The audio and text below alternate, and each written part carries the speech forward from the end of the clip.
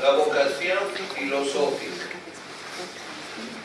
Señores y señores, el propósito de esta exposición es mostrar el producto de la actividad de los filósofos, la filosofía, como una concreción de la esencia humana, es decir, como una forma de perpetrar la vocación universal pensando por uno mismo.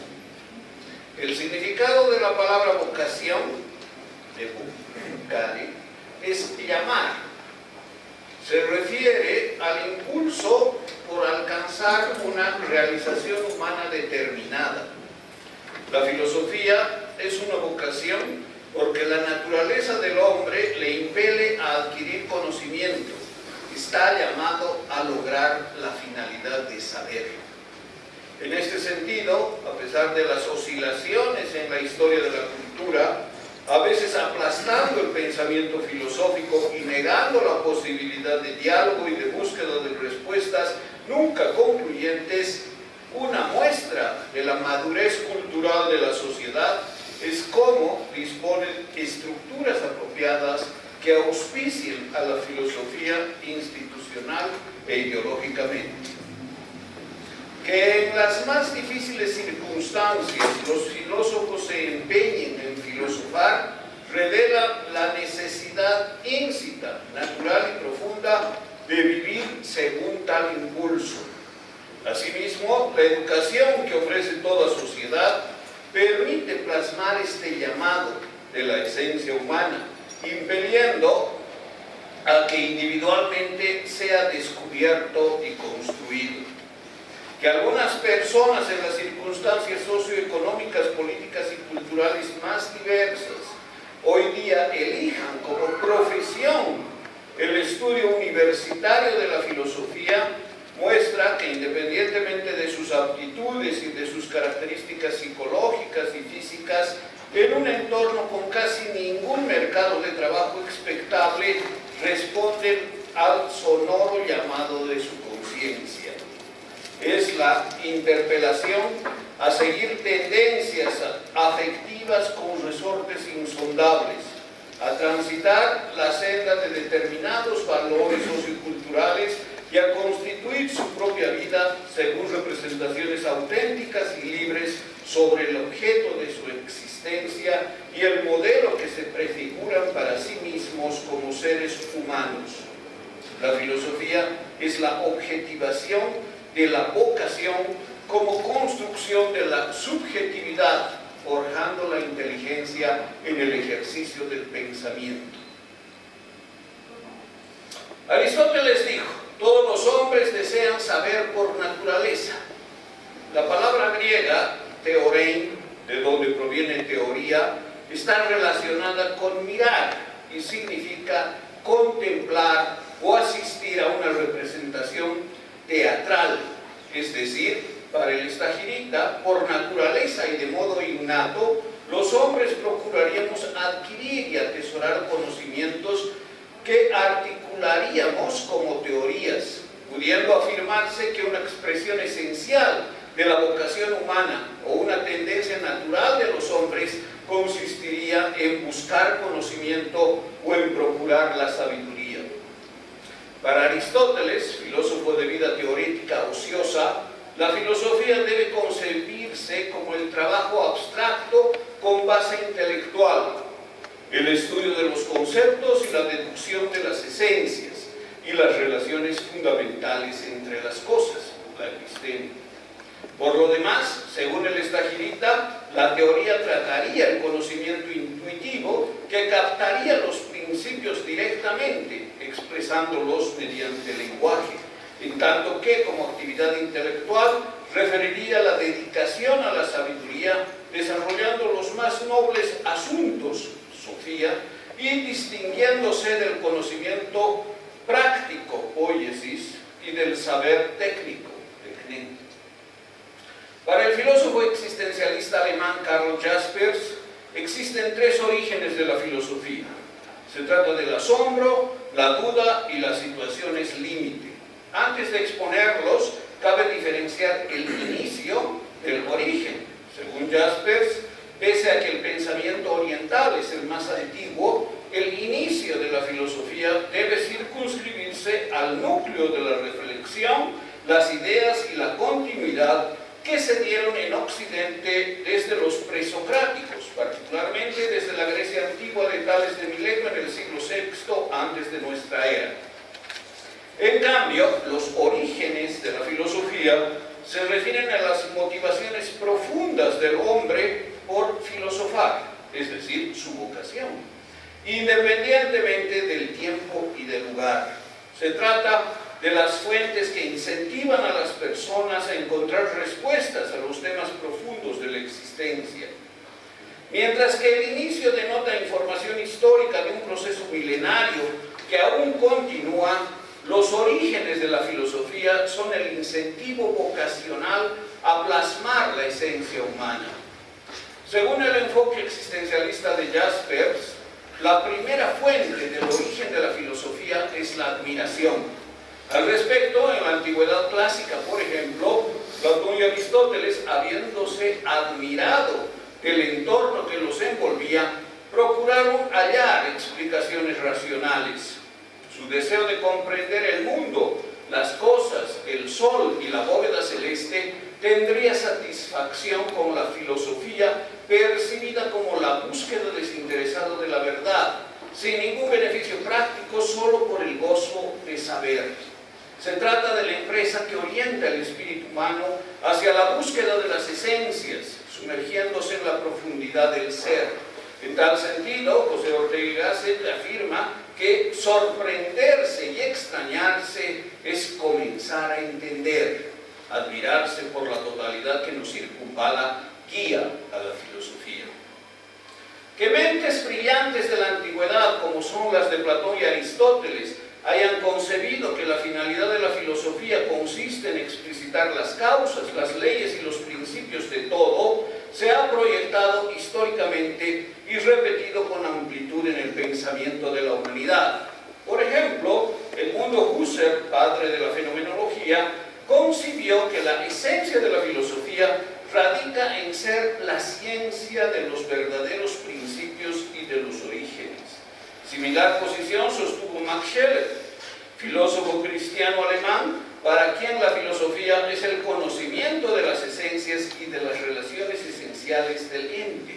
Es decir, los entes, lo que es de alguna forma, quedarían develados por la filosofía en el orden y jerarquía respecto del ente absoluto, Dios y su esencia. Esto es, respecto del conocimiento a priori para toda existencia contingente. Por su parte, Immanuel Kant pensaba que la filosofía es el conocimiento racional expresado mediante conceptos, en tanto que para Georg Wilhelm Friedrich Hegel la filosofía es la ciencia de lo absoluto. Al respecto, aunque el filósofo de Stuttgart creyó que con su sistema se consumaba el saber autoconsciente volcado sobre sí mismo, develando la identidad del ser y el pensar, después de Hegel la filosofía continuó, y nada menos que con Marx. El pensador de Treveris también definió a la filosofía, evidenciando una vez más su carácter polémico y ambiguo. Al enunciar Karl Marx su 11ª tesis sobre Ludwig Feuerbach, los filósofos se han limitado a interpretar el mundo de distintos modos cuando de lo que se trata es de transformarlo. Restringió la discusión y las interpretaciones filosóficas a la mera praxis política. El segundo origen de la filosofía, según el enfoque existencialista de Karl Jaspers, es la duda. Renato Descartes constituiría un ejemplo apropiado de dicho origen, más porque el apotegma pienso luego existo constituiría el resultado de la duda metódica aplicada por el filósofo francés a toda certidumbre. Dudar filosóficamente implica cuestionar, tal vez como errado, cualquier conocimiento, probablemente como desmedido todo uso, quizás como falso cualquier enunciado o creencia, asumiendo que las percepciones son encandilamientos engañosos y las ideas fábulas ilusas. En fin, la duda metódica conduce a no tener certidumbre de nada, ni siquiera de que yo mismo existo. Únicamente Finalmente, después de construir la certeza de saber que soy una cosa que duda radicalmente, solo convenciéndome de que pienso, puedo enunciar el apotegma cartesiano. Es decir, el examen crítico, riguroso e inclemente que no ofrece ninguna concepción racional, poniendo en cuestionamiento todo contenido. La duda metódica que no respeta nada como necesariamente verdadero es la única puerta para filosofar con la esperanza de alcanzar certezas inconclusas pensando por uno mismo. Finalmente, las situaciones límite, concebidas por Karl Jaspers como el tercer origen de la filosofía, constituyen las circunstancias que subsumen al filósofo en un mundo en el que es consciente de su debilidad y de su impotencia, tal y como sentenció Epicteto. El filósofo alemán enumera tales circunstancias en la muerte, el acaso, la culpa y la desconfianza. Son las situaciones de turbación que no se pueden modificar y en las que recaemos irremediablemente, sin paz, sin comunicación, sin reposo, sin creencias y con un radical sentimiento de orfandad y pérdida. Por ejemplo, el duelo o la certeza de que estamos destinados a morir nos angustia, nos desazona y nos provoca insondables cuestionamientos. A veces preferimos ignorar la latencia que inevitablemente se desliza en una situación efectiva que supera nuestras posibilidades y control. Otras veces actuamos con extrema desconfianza ante todos, mostrando descrédito y desvaloración de lo que nos rodea, pero siempre de una u otra forma se patentiza el dolor, la flaqueza y la impotencia. Pareciera que fuesen inevitables el trabajo, el fracaso, la vejez, la enfermedad y la muerte. Pues bien, después de enfrentar estas situaciones límite y a la nada que irrumpe con ellas, es posible filosofar. Se trata de hollar los intersticios recónditos del ser para que el filósofo descubra las certidumbres que ama y necesita. En el límite de la existencia aparece la autenticidad y el valor de la solidaridad. Aquí estarían la libertad y la justicia desde el vacío más aterrador. La filosofía descubriría esperanzas desde la negación que termina afirmando el ser. Jaspers considera que es posible que tales valoraciones filosóficas devuelvan la confianza en la familia y en las otras personas del entorno, visualizando la cultura, las ideas y la individualidad como dignas de afirmarse y proyectarse asertivamente. Como otros eruditos, Johannes Hessen en su monumental obra Tratado de Filosofía explica con prolijidad los significados atribuidos al término filosofía. Si bien proviene de la lengua griega y se compone de las palabras filos y sofía, por lo que es aceptado ampliamente su significado literal de amor a la sabiduría, un examen más detenido evidencia la generalidad de esta definición sin que se pueda explicitársela de modo unívoco. En los escritos de Homero y Hesíodo se halla Sofía, pudiendo atribuírsele el significado de sabiduría o conocimiento. Posteriormente, hacia el siglo VI antes de nuestra era, Heráclito, en forma adjetiva, habló de filósofos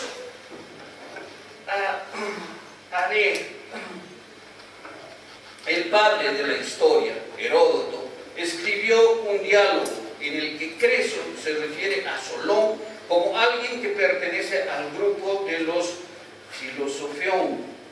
La forma verbal filosofein hace referencia a la contemplación. Teorías Eineken. Alrededor de un siglo después de Homero y Hesíodo, tal vez porque Sócrates en efecto la habría usado previamente, aparece por primera vez la palabra filosofía en el diálogo platónico Protágoras. Si bien existen referencias de autoría que citan a Pitágoras, ciertamente Platón contrapuso claramente filosofía y sofía. Pese a que son palabras de Sócrates, la idea del filósofo ateniense refiere a una diferencia importante. No es lo mismo quien ama a la sabiduría que quien la detenta. Es decir, quien aspira a poseerla es el filósofos, el amigo de la sabiduría, mientras que el sabio, sofos, ya la ostenta. Otra diferencia del filósofo se daría respecto de los sofistas. Sofistai. Sócrates aspira a la sabiduría en contraste de los capacidad de tentarla. Por lo demás, en la época clásica griega, la sabiduría se entendía como la capacidad intelectual y la inteligencia, similar al conocimiento verdadero de las esencias, la epistemia. El filósofo español nacionalizado venezolano Juan David García Vaca sostiene que independientemente de que el filósofo sea amante o aspirante a la sabiduría, hay que mentarlo como el hombre que emplea métodos adecuados y muestra inquebrantable constancia en el entrenamiento de su mente. Estudia y medita un conjunto amplio, no delimitado estrictamente de temas filosóficos. En su opinión, aparte de los tópicos clásicos de la filosofía, como son la lógica, la gnoseología y la epistemología, teoría de la ciencia según Johannes Kessen, la axiología, la ética, la antropología filosófica y la estética, teoría de los valores, la metafísica, la ontología y la cosmovisión, teoría de la realidad, aparte inclusive de la filosofía aplicada, por ejemplo, la filosofía de la religión, de la política, de la historia, de la educación, de la cultura y la filosofía del lenguaje. En la actualidad habrían surgido nuevas y acuciantes temáticas que exigirían también un tratamiento filosófico. Así, para que la filosofía tenga porvenir de influencia en el futuro, según García Vaca, la sociedad actual debería orientarla a tratar problemáticas con contenido socioeconómico, físico y matemático. Es decir, el filósofo, aparte de formarse en la reflexión y conocimiento de los tópicos de la filosofía dura, debiera tener conocimiento especializado y palabra autorizada sobre las temáticas acuciantes del presente referidas a los problemas sociales y económicos, el desarrollo y aplicación de la física, además del despliegue tecnológico con base en la matemática. Por su parte, el filósofo boliviano que fuera destacado docente de la carrera de filosofía desde los años 40 del siglo XX y doctor honoris causa de la Universidad Mayor de San Andrés, don Rubén Carrasco de la Vega, sostiene que todo conocimiento práctico tiene como fundamento la teoría, siendo imprescindible estudiar a los grandes genios teóricos de la matemática, la física y de todas las disciplinas. Este imperativo no es restrictivo para los científicos que desarrollen cualquier campo de investigación, sino que se impone a los filósofos. Según el pensador paceño, debemos conocer y leer algunos libros fundamentales de la matemática y la física, como los que fueron escritos, por ejemplo, por los matemáticos griegos, por Galileo Galilei, Max Planck, Werner Heisenberg y Albert Einstein, entre otros. Rubén Carrasco sostiene que la filosofía es un conjunto de problemas y preguntas que no se responden ni resuelven concluyentemente. Siendo su comienzo griego, es recomendable que los estudiosos de la filosofía lean los textos originales en dicha lengua antigua, pero también deberíamos leer los escritos en latín, alemán, francés, inglés, italiano y español. Esta última porque existe pensamiento filosófico escrito en la lengua de Cervantes, tanto en Europa como en América. El dominio del español es fundamental para el estudio de la filosofía, debido a que el lenguaje es la base de la construcción de toda ciencia. De 4 palabras que usamos en español, 3 son latinas, por lo que el estudio de latín es muy recomendable. El 10% son términos de procedencia griega y el resto, el 15%, deriva de idiomas como el árabe, el inglés y otras lenguas.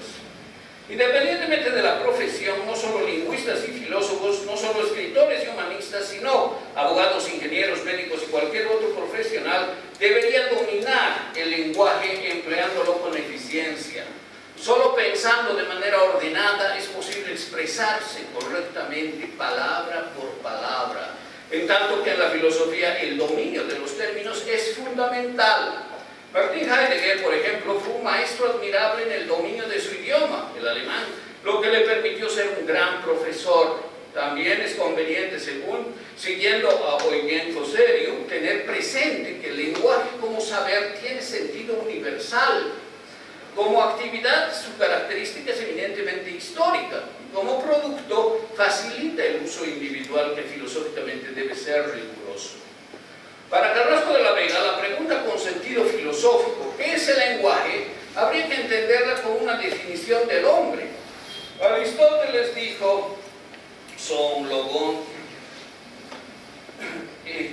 Hom, que establecería la esencia humana. Zoon es animal, el ser viviente. Logon significa palabra. Y el término Hom refiere tener o poseer. Es decir, la frase tan conocida de Aristóteles significa que el hombre es el ser viviente, que tiene algo que ningún animal posee, la palabra. Tal es el origen de la popularizada frase, el hombre es el animal racional. Lo que el Estagirita dice es que el hombre tiene logos, y el concepto de logos refiere muchos sentidos. El término proviene del egein, que es el infinitivo y significa hablar. En suma, logos es aquello con lo que hablamos, es decir, la palabra. Así, el lenguaje estudiado filosóficamente muestra que el hombre se distingue de los otros animales porque habla, dispone de la palabra y la usa racionalmente. Que la lengua griega haya influido en las concepciones lógicas de Aristóteles ratifica la conveniencia de estudiar dicha lengua para los filósofos, más porque en griego se inició el diálogo gigantesco e interminable que incluye a las más destacadas mentes del pensamiento de la historia de la humanidad. La pregunta que guía toda problematización filosófica, acota Carrasco de la Vega, es ¿quito-on? El ti es el cual, es el qué, de modo que la pregunta inquiere literalmente ¿qué es el ser? Habiéndose formulado posteriormente otras preguntas relacionadas con esta, como ¿qué es el conocimiento? ¿O qué es el pensamiento? De esta forma se ha desarrollado durante más de 2 milenios y medio la metafísica, la lógica y la gnoseología, siendo parte de esta última la teoría del conocimiento científico, es decir, la epistemología. Teniendo en cuenta los niveles de la epistemología, la pregunta general, ¿qué es la ciencia?, se concreta en reflexiones específicas sobre los objetos de estudio particulares de las distintas disciplinas. Es decir, también son preguntas filosóficas, por ejemplo, ¿qué es la matemática? ¿Qué es la física? ¿O qué es la biología? Procurándose definiciones fundamentales sobre los números, los fenómenos de la naturaleza o sobre la esencia de la vida.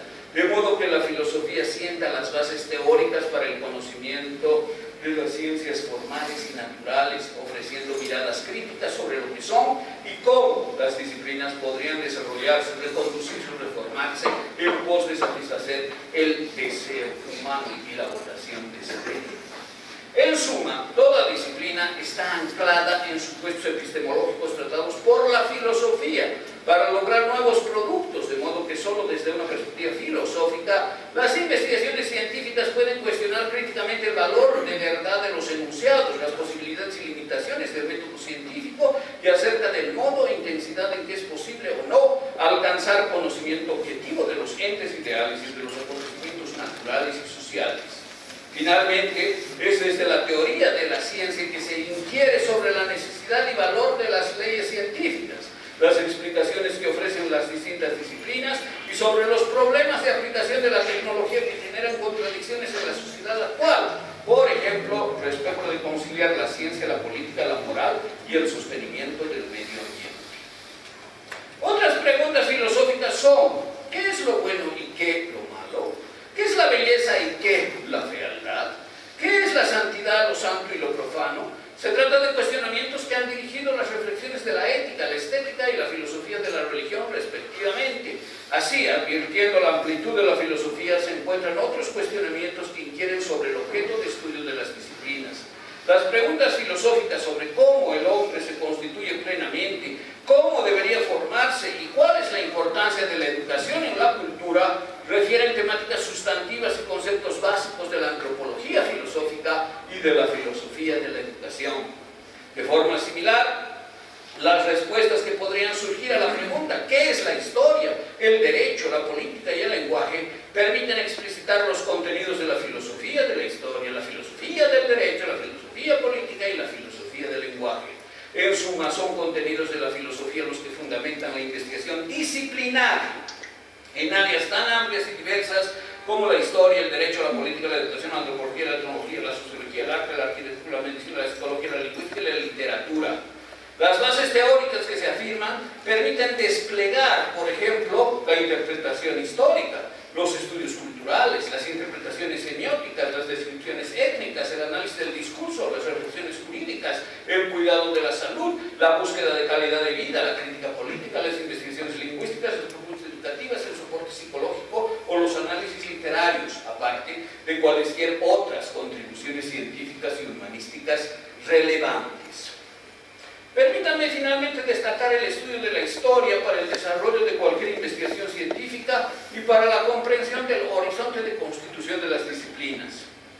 El filósofo francés Michel Foucault considera que existe un a priori histórico que impele a considerar el contexto donde surge, se despliega y se valida todo conocimiento, particularmente en lo que se refiere a las condiciones culturales e ideológicas, las circunstancias políticas y las particularidades de validación. Enfáticamente, Foucault define el a priori histórico como el conjunto de reglas que caracterizan una práctica discursiva, es decir, dicho a priori, develaría los enunciados de la episteme. Las particularidades del contexto establecen las pautas de acción intelectual, individual y social, fijando metodologías y conceptos, restringiendo las elecciones temáticas y los objetos de estudio, asumiendo definiciones teóricas y delimitando los estilos, los contenidos y los sentidos. El a priori histórico regularía el valor científico de la producción de conocimiento desde donde surge y a donde retorna las prácticas del discurso. En tanto, el pasado es relevante para comprender las múltiples formas de asertividad humana del presente, descubriendo el poder y la subjetividad, los intereses y los propósitos pragmáticos, la ideología y la cultura, además de la verosimilitud del conocimiento sancionado por la respectiva comunidad científica. Rubén Carrasco de la Vega piensa que siendo la filosofía una reflexión inacabable sobre diversos temas sustantivos, implicaría también diálogo auténtico e infinito. Que Platón haya pensado que la filosofía referiría a una guerra de gigantes en torno al ser, gigantomachia periusia, significa que las teorías filosóficas construidas por las mentes más brillantes de la historia de la humanidad no se aunan ni concilian, al contrario se enfrentan pugnando por adquirir aceptación y relevancia. Y en la ciencia también concurriría una confrontación similar. Por ejemplo, pese a la notable física de Aristóteles, hoy es considerada una teoría falsa y caduca. Entre otras razones porque el estajita no fue capaz de emplear la matemática que conocía para desarrollar su física. Fue Galileo, después de 2 milenios, en el siglo XVI, según Carrasco de la Vega, quien protagonizó la gran revolución moderna, considerando la física matemática, es de donde, además, habría surgido la técnica. Galileo Galilei superó a Aristóteles discutiendo con él y con el conocimiento de los griegos en diálogo constante. Habiendo descubierto un libro fundamental de la historia del pensamiento científico, Elementos de Euclides, Galileo también discutió con el geómetra griego. En general, son preguntas de estilo filosófico las que en muchas ocasiones guían las revoluciones científicas. Galileo cuestionó principios fundamentales como el que Aristóteles estableció con base en sus observaciones empíricas y sus reflexiones por inducción. Si se deja de aplicar una fuerza a un móvil, deja de moverse. Que Galileo haya realizado la pregunta, ¿cuándo un cuerpo se mueve?, dio lugar a que se estableciera la ley de la inercia y puso en evidencia la falsedad del principio aristotélico que tuvo validez durante 2 milenios. Lo notable es que Galileo logró esto solo pensando, gracias a su vocación, gracias a su actitud filosófica. Se preguntó a sí mismo, si un cuerpo se mueve, ¿por qué tendría que detenerse? Entonces se dijo como hipótesis teórica que si arrojaba un objeto tendría que moverse indefinidamente, en línea recta y a la misma velocidad. Así dio lugar a la búsqueda de explicaciones alternativas de los fenómenos observados, estableció nuevos fundamentos de la física como una disciplina científica, descubrió la ley de la inercia y generó las condiciones para el desarrollo de la ciencia moderna y de sus aplicaciones técnicas. La carrera de filosofía de la UNSA ofrece formación profesional especializada en un ambiente de tolerancia, discusión, diversidad de pensamiento y desenvolvimiento de las ideas para el quehacer colectivo. Estimula el amor al conocimiento, la consideración al estudio y la construcción de criterios con ideas genuinas, creatividad, dignidad, autenticidad y fertilidad intelectual. Lo hace desde los años 40 del siglo pasado, cumpliendo su misión institucional de orientar a los estudiantes, desplegando enfoques de innovación, reflexionando críticamente sobre la cultura y generando una producción propia con consistencia teórica, equidad y espíritu crítico. En su última reforma curricular de 2014, la carrera ha proclamado la comprensión conceptual, la crítica y la creación como las bases para comprender la realidad y pergeñar soluciones a las problemáticas teóricas y prácticas de la actualidad. Las actividades de enseñar, aprender, investigar, discutir, dialogar, crear y divulgar se desarrollan en el marco de los principios democráticos de la universidad pública, en particular la libertad académica, la autonomía y el cogobierno. Asimismo, a la docencia, la investigación y la interacción social las guía el ideal de construir un mundo pacífico, más humano, justo y libre.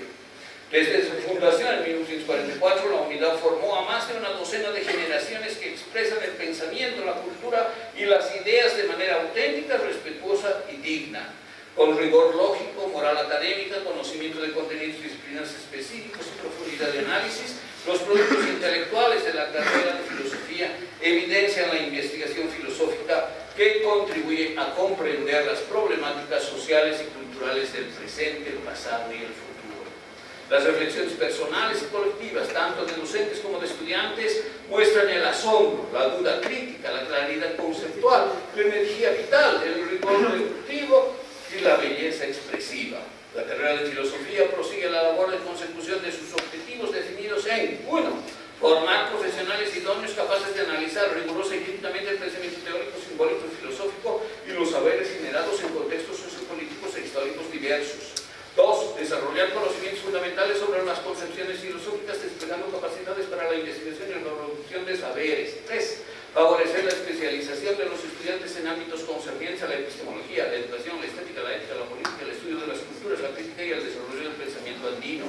4. Contribuir a despertar en el estudiante una conciencia crítica y creativa ante los problemas de la realidad y las corrientes filosóficas y de pensamiento. 5. Desarrollar el estudio y la investigación en contacto directo con fuentes filosóficas originales, tanto de autores clásicos como contemporáneos, articulando y relacionando los contenidos. 6. Formar investigadores capaces de contribuir a la producción intelectual del país, interpretando la realidad y respondiendo creativamente a los procesos ideológicos de transformación social, política y cultural. Y finalmente, 7. Fomentar que el estudiante oriente su formación filosófica a desarrollar sus intereses intelectuales propios. Cumpliéndose sus bodas de brillante, 75 años de historia, la unidad universitaria invita a quienes deseen completar su vocación filosófica a ser parte de ella, como lo somos quienes participamos en este evento. Gracias.